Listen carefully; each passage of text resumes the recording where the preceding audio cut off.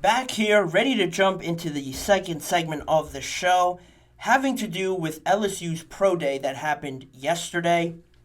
It had obviously a lot of people there, a lot of representatives from most or all of the teams in the NFL. The Patriots especially had 9 guys there, including a lot of assistant offensive coordinators, defensive coordinators, as well as Gerard Mayo and Elliott Wolf, their general manager. Antonio Pierce was there. Dan Quinn was there. Adam Peters, the Commanders general manager, was there. Joe Hortiz, the Chargers general manager, was also there. So it drew in a lot of people for this pro day. Joe Shane was there, as well as Brian Dable. And the Bears head coach, Matt Eberflus, was also there.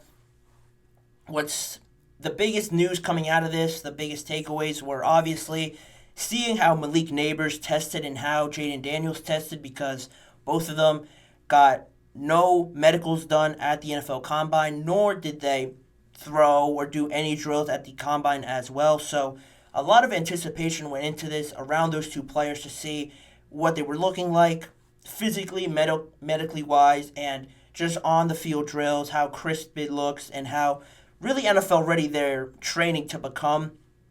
They're not going to be perfect, but a lot of stock is invested in these pro days, and a lot of stock can rise after these pro days.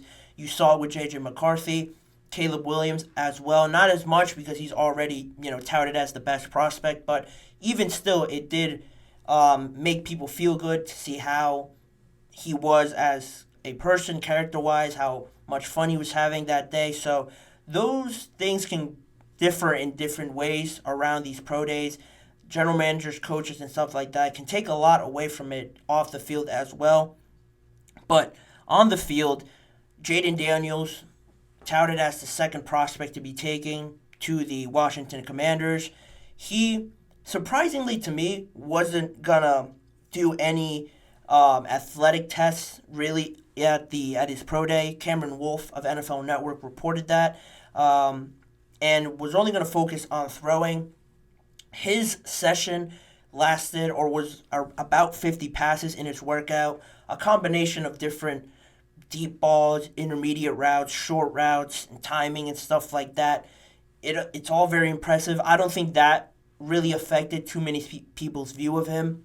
They already knew he was pretty talented, arm-wise and strength and everything like that, ball placement. Yeah, he had some throws get away from him, overthrew some receivers and stuff like that, but it wasn't a lot. And I don't think it differed or made anybody change their opinion of Jayden Daniels. And just on that, the measurements were a bit more interesting to me and I'm sure to other people, because during the season, Daniels measured in at 6'4", 210 pounds. That was a big concern for a lot of people. His thin frame, he's not as big or as thick as some of the other guys. J.J. McCarthy weigh a lot more than him. And at yesterday's pro day, he came in at 6'3", about 210 pounds as well. And his hand size were on the smaller side, 9 3/8 inches, the fourth smallest hands at quarterback measured at the combine. But I would know how much hand sizes mean, right? Because that's the whole story around Kenny Pickett when he was drafted, being a Steelers fan. That was the biggest thing. But even still, with his hand measurements being what they were actually bigger than Drake Mays and J.J. McCarthy. So take that and do what you will with that. That was the biggest thing for Jayden Daniels. The measurements came in about the same, so it doesn't look like he really focused in too much on getting heavier, trying to look the part, because he is talented, and I'm sure he'll just bet on himself and bet on what's worked for him so far. He won the Heisman, obviously, and they talked to Jayden Daniels afterwards about his workout, and he said, I would say the main thing was just trying to sell my consistency within the pocket and my form. Other stuff was just kind of fun, meaning all the extra throws and getting excited with Malik Nabers on top of that other stuff. Really focusing in, I thought interestingly, was his pocket movement. Consistency is another big thing. That's already a trend with Caleb Williams. It seemed like those two things were pretty prominent at his pro day. People have seen the extracurricular extracurricular plays, the extension of plays, those special traits that make them who they are. With these two guys, people were really focused in on, can you throw from the pocket? Are your fundamentals good? And I think Jayden Daniels, much like Caleb Williams, much like Dan Orlovsky said on ESPN about Caleb Williams' pro day, underwhelming was the word that he used. And I think it does have some truth just because people want to see all the boring stuff, right? Not what gains clicks, gains attention, a lot of stuff on social media a lot of the time. So that stuff still matters. They want to see if Jayden Daniels can do that. He proved it once again at his pro day. I don't think, if anything, it kept him the same or improved. Nothing about his pro day could really make you think worse about him. So Jayden Daniels, not too much changing from his point. It just really depends on preference and what you want at that quarterback position with a lot of these teams that were there. Another one, potentially a bigger winner than Jayden Daniels, was Malik Nabers. A lot of attention on him as well. He's also vying to be that top receiver taken. I talked about it before. Some analysts, draft analysts, had him already above Marvin Harrison, and what he did at his pro day, measuring in at 6 foot, 199 pounds, ran a 4.35 40, which would have ranked fourth among all wide receivers that tested at the combine. 42-inch vertical, tied for third, and a 10.9 broad jump, which would have been sixth among all wide receivers. Already, from just those measurements, those medically taken tests that he did, already pretty impressive with him, his size. The biggest thing about Nabers is his explosiveness and how quick he is able to get in and out of cuts. His route running is amazing, up there with some of the best ones. I guess it would be him and Rome Odunze as the best route runners. That 4.35, I think, blew a lot of people out of the water. A lot of people were impressed by that and how just quick and pretty much confirming everything they knew about his explosiveness. I don't think they were expecting 4.35, but it's still crazy to see him test like that, plus all the on-the-field drills that he did with Jayden Daniels. I'm sure everyone was taken pretty satisfied with that. And after his combine and after he did all the testing, after everything concluded, really, he is scheduled to meet with the Cardinals after his pro day, but before his pro day, he met with a few teams already. He met with the New England Patriots, the Titans, the Jaguars, the Jets, and he had dinner with the Giants as well as Jayden Daniels. They both had dinner with the Giants the night before. Afterwards, like I mentioned, he met with the Cardinals, pretty much falling in that range. The Titans could surprise some people just because they do sit seventh. They have Calvin Ridley and Hopkins, but they could just be doing their due diligence with this. You never know what they could be planning. Brian Callahan is a lot more vertical offense, a lot more spread offensive identity that he wants to bring to the Titans. So that's an idea out there. The Jacksonville Jaguars, again, they sit, I want to say, around 15 or 17 in this year's draft. So I know they just lost Calvin Ridley, so that's a big hole that they want to fill. Could they be trading up to maybe have a look at him? It hasn't been reported at all. So I don't really expect that to be a big thing, a big meeting with the Jaguars. The biggest thing is the Jets, the Giants, and really the Patriots, just because they're all in that range. The Jets are at 10, so they sit a bit further back, and how they could possibly attain him, again, a trade would have to happen. But now, like I mentioned, with him being so impressive at his pro day and showing everybody some impressive athletic testing, more reports have come out and have said that even this has put him over Harrison in a lot of other people's minds. I'm starting to lean that way, just because it's me and I'm very recency biased. That's a big thing that I think is super important. I'm seeing Malik Nabers test crazy at his pro day, looking very impressive, very NFL ready at his pro day with his cuts, his releases, how he's running the routes and stuff like that. That's in my mind. That's fresh in my mind already. Whereas Marvin Harrison, I haven't seen him. Granted, it's in an actual game, so that still holds value, but I haven't seen him in a while. So thinking, or I should say knowing, that he is a great talent, but seeing Nabers doing it now, it just puts that thought in your head that you can favor him a little bit. At least for me, I'm favoring Malik Nabers right now. And those two were the biggest winners out of LSU's Pro Day. Brian Thomas as well also tested, but he wasn't doing the 40 or any athletic testing, similar to Daniels, because he did that at the Combine.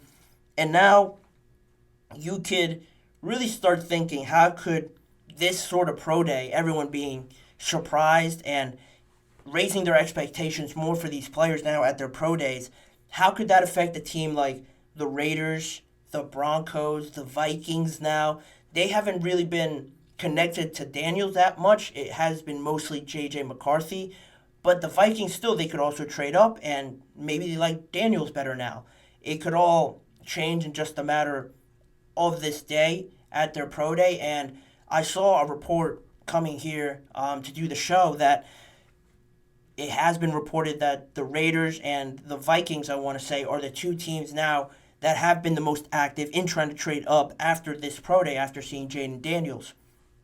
And what I thought is interesting, now connecting the dots a little bit, with the Raiders especially, Antonio Pierce obviously is their head coach. He makes the decisions a lot of the times. He has expressed his trust in Aiden O'Connell, and if he has to be the starting quarterback, he has earned the right to at least compete to be the starting quarterback, were his words. But with the Raiders now being reported to have more interest in trading up, you have to remember that Antonio Pierce actually recruited Jayden Daniels out of Southern California 5 years ago to play at Arizona State, where he started his college career. Then he obviously transferred over to LSU, but that connection exists right there between Pierce and Jayden Daniels. I'm sure it goes just beyond football. Getting recruited out of Southern California, Antonio Pierce being from that area, Jayden Daniels getting the opportunity to play in college through Antonio Pierce, I'm sure they hold some sort of pretty high personal connection between the both of them. So that's something to monitor as well. The Raiders, in all honesty, where they want to go or where Antonio Pierce wants this team to be, realistically, they're not going to get there with Aiden O'Connell just based on what he's shown you last season in the games that he played. They want to bring excitement. They want to bring this joy to games at Las Vegas, not only because they're trending upwards right now, signing Christian Wilkins, Max Crosby's on the team, Devontae Adams. You have these stars, but you're playing in Las Vegas, so people want to go there regardless, and you want them to go there to watch the Raiders play at Allegiant Stadium and draw more people in and really be the hottest commodity there out of Vegas if your team is really good, really exciting to watch.